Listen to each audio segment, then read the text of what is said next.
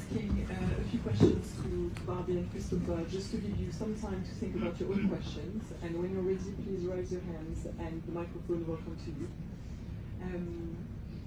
Congratulations on the film. It's really powerful and it feels really, really important. Christopher, maybe can you start and give us a bit of context and how you embarked on that journey in Bobi and Barbie? Yeah, absolutely. Hi, good evening. So I grew up in Uganda and my father was born in Uganda, so I have a sort of big Ugandan connection. I met Bobi and Barbie at the beginning of 2017 and I was familiar with Bobi's music at the time, but when I met them, I was just so astonished by them. I was astonished by their courage, I was astonished by their bravery. Bobi at the time was an extremely successful musician. They had 4 beautiful, beautiful children, and he had his beautiful, clever wife. And he was just embarking on such a treacherous journey that it was like the script for a film. And when I started talking to them and they told me where they'd come from, what they'd done and what they were embarking on doing, I asked them if they would mind if we followed them. And we ended up doing that for 5 years. And I thought we were making a film about a musician who went sort of slightly into activism, but it turned out, as you can see, to be something so much more. The other thing which was incredible about them, they just gave us complete and utter access. There was no point when they ever said to us, please turn off the camera. However awful things are, however stressful it got, they just always allowed us to carry on. They had nothing to hide. And the big difficulty with the film was turning literally thousands and thousands of hours into under 2 hours, and that was it was quite a challenge. Yeah. Barbie, can you tell us what it meant for you to have the film made, and maybe to have a film crew with you very often like this? Thank you very much. Chris is God sent, and having Chris come into our lives at a time when we needed the world to know what we were venturing into was more than a miracle. Today is Chris's birthday. He was born in Uganda on Uganda's Independence Day. His father was born in Uganda and his family built a hospital where I was born. So we were meant to meet each other either way. So I'll ask everyone to sing for Christian. Happy birthday to you. Happy birthday to you.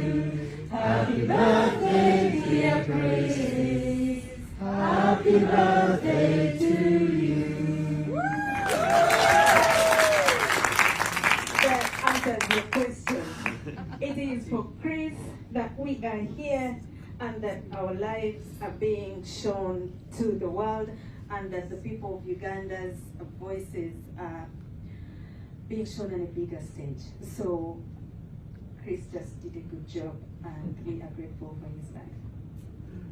Thank you. I'm sure you've got many questions.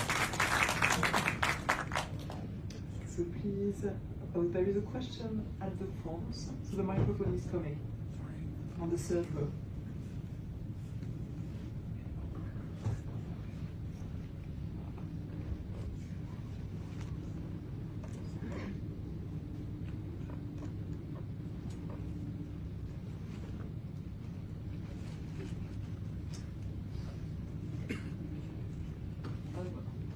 It's such an honor for us to have you in our presence. Thank you very much. And it's an amazing film. This is a slightly trivial question, partly on the TJ. Is there a soundtrack to the film that's available? Because it's an amazing soundtrack. Yeah, I can answer that. Yeah, there will be. We've actually been putting together a soundtrack for the film. We just need Bobi to make sure he's completely happy with it. And when the film comes out, there will 100% be a soundtrack to the film, yeah. And also you should listen to all of Bobi's music, it's incredible.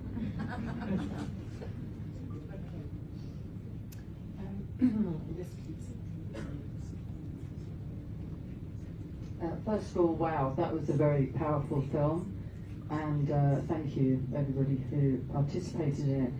As I was watching it, the thing I was kind of like expecting like everybody to be killed and disappear, you know, like a complete, total, extreme situation. And what was really kind of disturbing was the way that it was like swinging between, seemed a bit free, but then just when you got anywhere close to anything, you'd be shut down, but it was kind of secretive. Could you say something about the modus operandi, or that you feel is in place in terms of that form of oppression? Because there are many different forms of oppression, but it's quite specific, and I think you captured it very well in the film. This sort of, it wasn't hard to pin down, but at times it was, you could see how maybe the outside world could go, well, it doesn't look that bad, but then it is. We have, like all dictators, the dictator in Uganda is smart. He is inclined on staying in power at all costs. He uses the primitive and the new ways of torture, and so he uses them in equal measure. He will make you feel like right now you're free to do your work, but then he will leave the trap just ahead of you and get hold of you and create the most pain you've ever felt. Some of the things they do to torture us are visible, some are not. For example, they use Pegasus to follow our phone calls. They know who we are talking to. They know where we are. That the world never gets to see unless somebody does some behind check and then comes and says, these phone numbers are tapped by Pegasus and I have evidence. They have these primitive ways of following us. They have this boda, which is a motorcycle. We call them bodas at home. There's this person following you everywhere you go. And you know them, that those ones are spying on you. They tell them where you are, who you saw, what you're doing. They're in schools torturing our children from there. Then there are these others where they will be speaking to your people, the people around you. They bribe them. Can we give you some money and sort you out so that you just leave that guy to do the things alone? He is putting you in trouble. Some the world sees, some the world doesn't know, but he is always busy. And he is working every day. But the people won't let that happen. They will keep pushing. That's why you see them when they captured everybody on the campaign trail.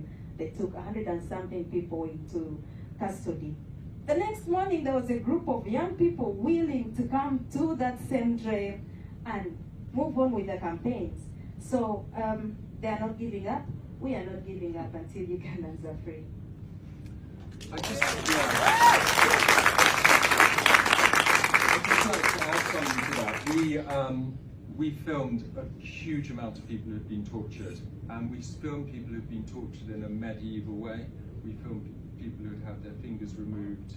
We had filmed, just horrific stuff. And we actually, in the editing suite, we were editing for 2 years, we made a decision that we didn't want this film to just be a catalogue of horror, and it could easily have been a catalogue of horror, to the extent when Bobi saw it for the first time, he said, "You've made them look quite good."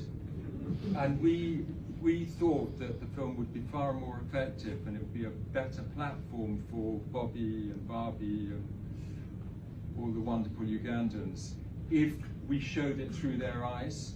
And just seeing endless torture, it's so horrific, but it's not as powerful as understanding the pain through people who you get to know in the film and you end up loving in the film. And it's far more effective. And we just hope that, but just believe me, what's going on in Uganda is just horrific. It's really horrific. If I could add a little bit on what Chris said, we still have abductions happening.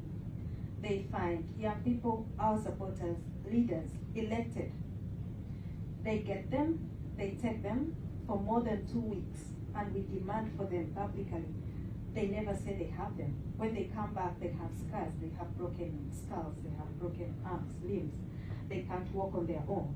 So the abductions are happening. Even yesterday, a leader called Mahmoud was abducted. We have a Ugandan journalist working with the BBC. Her whole family was abducted, a family of 7. Because they can't get her, she lives outside of the country. They would rather cause the pain by abducting her family. They're intimidating her to stop reporting this to the rest of the world. So yeah, it's bad what is still happening home, and the world should know.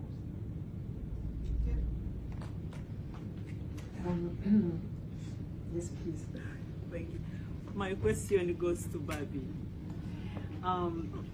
Barbie, thank you so much for everything. We've watched a lot, but I just want to ask you, a mother, a wife, I mean someone who stands in for the girl child and everything, what is the source of your strength? Where do you get the daily ability and energy and strength to keep moving? What's the source? What's the secret?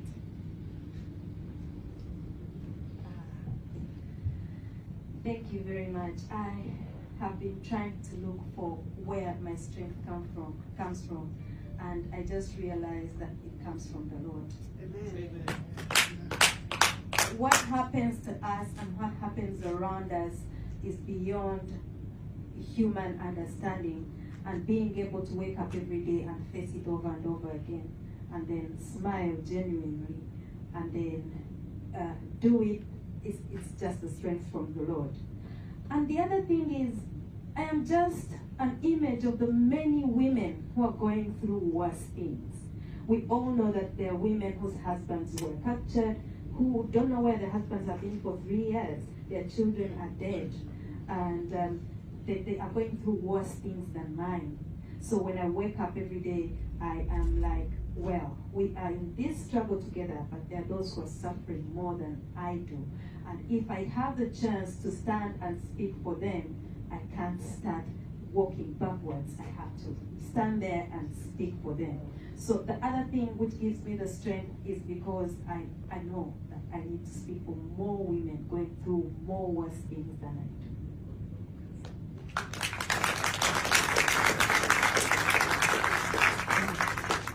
Yes, please. Just here. Hi, it's my wife's birthday today as well. Very strange coincidence. We come from India, the land of Gandhi. So I was quite surprised to see non-violence being preached, as Bobi was mentioning. I know many intelligent people will ask many intelligent questions. I have a very trivial one to ask here though. India is a developing country, and we at times we are divided into different states, and we also face corruption to some level, some at federal level. So we just want to understand how people of India can specifically help people of Uganda in this situation. I think it's been eye-opener. I never knew that Uganda is facing such issues. So I would like to know specifically if some action point can be drawn from people from India. Please. I will briefly, and then you will finish that. So, Uganda hosts a big community of Indians. Every little part of Uganda that you go to, you find an Indian shop. You find an Indian living within the community. They were born there. They have married within their communities, but they've been there. They speak our languages. They are one of us. What I have noticed, in my opinion, I can be corrected if I'm wrong. What I have noticed is they do not feel like they are part of us because they don't stand with us when we need them. We see them when the president is giving them free land to have their businesses constructed there. We see them when they're going to the president to offer him support and he has things to do. We don't see them speak when human rights of the people who are their customers are being abused.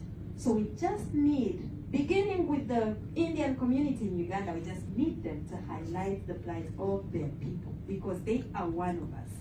We may have different skin colors, but they are one of us. They are true Ugandans, and if they could only speak and rebuke whatever is wrong back home, that would be enough. That's all I would need from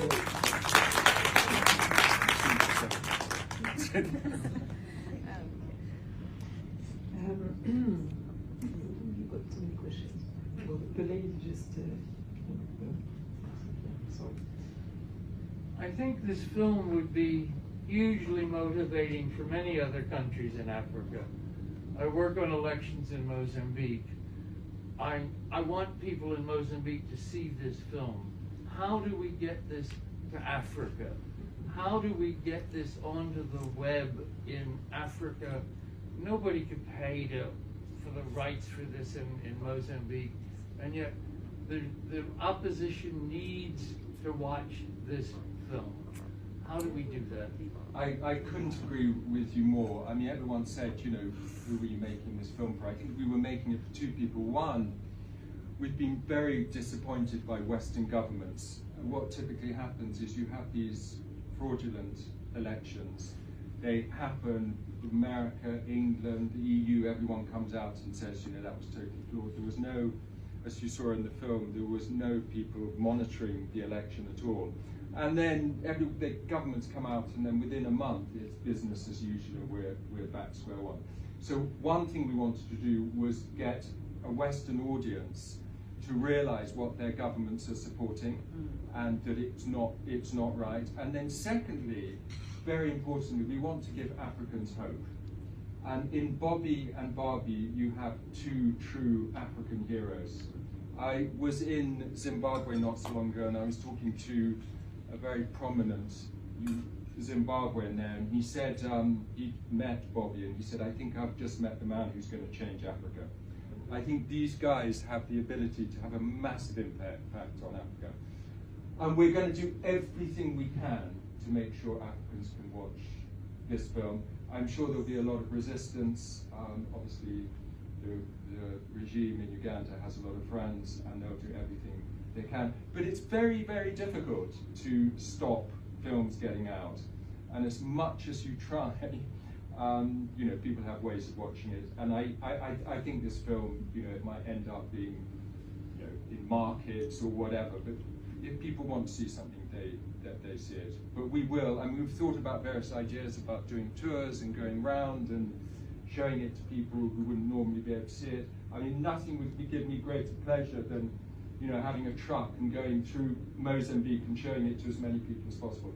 And all that sort of thing would love to do that. But yes, it's more important for Africa than it is for the West, because it's a film about them. Yes, please.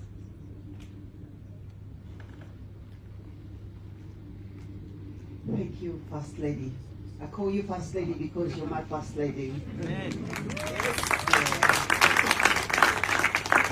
My name is Lane Sharps, and I really, really want to appreciate the fact that you're looking after our president and their first daughters and sons. But all these things that are going on in Uganda, the West sees whatever is happening. And I remember that I think one of the things that removed Idi Amin on power is because they had put a limit on him so that he couldn't travel anywhere, he couldn't get anything. But still, back home in Uganda, the Western people, like the ones who are supporting, who are funding the dictator, are still funding him. What are you going to do? Because this film is a film that can really, really maybe open eyes of other people, because as I've heard my other brother who said that he has never known that such a thing is happening in Uganda. But then, how are you going to make sure that these Western countries try to put sanctions onto the people that are causing a lot of havoc? Because they know them, but they still fund them.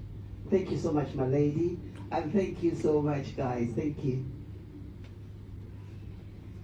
Chris will add on what I'm saying, because Chris is from here, and it is his taxes it is his taxes that are being given out to the people in Uganda. So everyone here in this audience is a mouthpiece. Every one of you has a platform. Every one of you, whatever you do to make sure that this message goes out should be counted. And you should trust in the power that you have. We want you to be messengers. Go and speak to decision makers. That's the only way we will manage to stop Museveni. We have a group of Ugandans here. I truly appreciate the work you do. You know we have sanctions against most of the generals, the military generals. It was your work. You went and knocked at the doors of decision makers, and those people have been sanctioned. They can't come to these places. That's more work you should do. That's why we believe in the diaspora. That's why we really look up to you. That's your duty to do. While we go at the front line, we expect you to do that part. We will just call on everybody. We will spread the word as far as it can go and hope that the right people will hear it and do the right thing.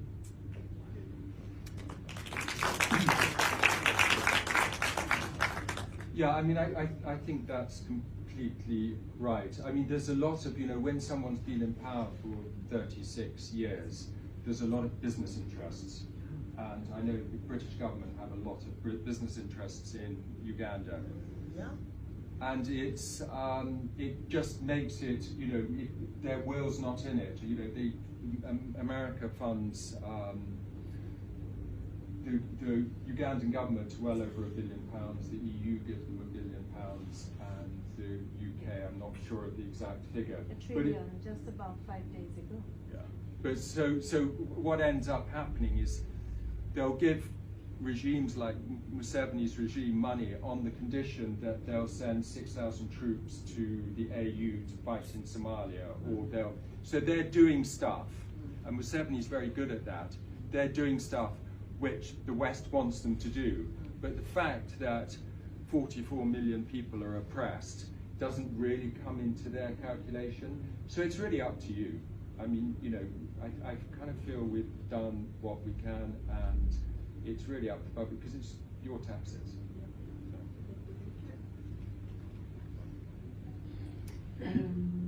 There is a question in the kind of 5th row, just here. Yeah. Yeah. No, that was that. That gentleman there so many times.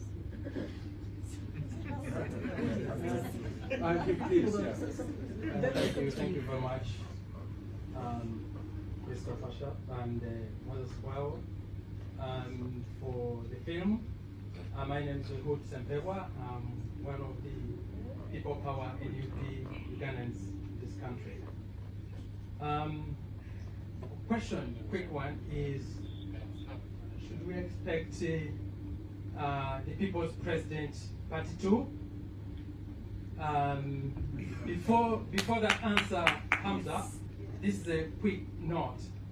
Ugandans who are here, please, when there is an activity of demonstration or whatever, please turn up. Even though 3 people are there, you come, it makes a difference. Indigenous British UK citizens, please, as the First Lady advised, talk to your MPs, sensitize them so that they can speak to, they can work together with APP, all party or group, so that they can work and start questioning, because what is happening today, ask them why they signed this election was cheated, was stolen. But today, the MOD is signing another agreement to train soldiers in Uganda to do what? To kill Ugandans. Now we have a Putin, a black Putin. We have a Pinochet, Agustino Pinochet in Uganda. This is a black-faced Museveni, must be stopped, because what he has done in the Great Lakes is untold, is unbelievable. Thank you very much. so much to say that. No, there's no plan at the moment to do another one. We sort of been working on this for almost 6 years, and we'll just, we'll see what happens in the future. No plans at the moment. Can we give this gentleman here? Thanks, and for your bravery as well. It's just amazing what you've done, and just I suppose on that, it's sort of quite a bleak ending in a way to the film because of the election that was stolen. So sort of what is next, and how are you galvanising opinion and all the opposition and people in Uganda? And you've talked a bit about, which I partly was going to say, about how to what's the request of the West. But is there anything more that you think that the government should be doing that you could add to that, what you said already? And I personally I know some MPs myself, and I will raise this with some members of the foreign parliamentary committee, foreign affairs. Yeah, I'll just pass over to Barbie, but I'm responsible for the bleak ending of the film, so I'll tell you why. And Bobi said, you've made it so depressing at the end, because Bobi and Barbie are both massive optimists, and I said it is depressing. You went through all that. There was so many people abducted. There was so many people tortured. There was so much horror that went on. You can't get to the end of the film and say it's okay, because it's just not okay. So I think, I hope it wasn't too depressing at the end, and I think with these guys, it's never too depressing because they're such optimists. And throughout making the film, I just always expect Bobi to be killed. And I remember my wife saying to me, "Are you prepared for that?" And I said, "I'm not prepared for that at all." But it was always a